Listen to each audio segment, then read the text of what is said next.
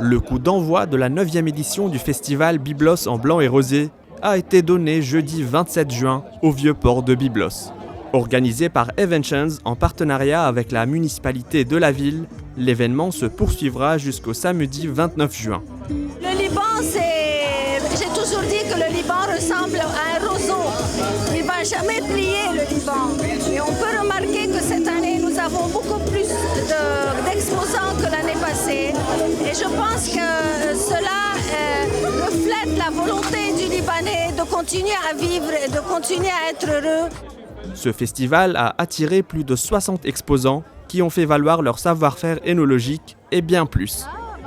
C'est un vin fait avec amour. C'est un vin fait par des moines à Forzol, à Bekaa. C'est un petit vin qui est vraiment fait par un œnologue très connu en France qu'on a amené au Liban pour faire le mélange, le cépage.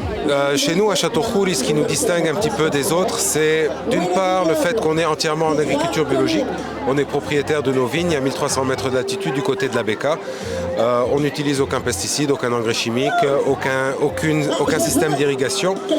Et on a la chance de pouvoir produire des vins de terroir qui représentent un petit peu la région. Et on a commencé depuis 2004, donc maintenant ça fait déjà 20 ans qu'on est en activité. Raoui Ram, c'est le premier rhum libanais. On le fait ici, on amène les canassures du Tir, Sud-Liban, on les presse et ensuite on les transforme en mélasse. Et ensuite la distillation, on a le Gold Rum, le Spice Rum, le White Rum et le Cachaça. Et aussi on a fait du chocolat, c'est du Rum Raisin Chocolate. On est honoré de vous dire que le Gold Rum a reçu Silver Medal et la Spice Rum a reçu le Gold Medal.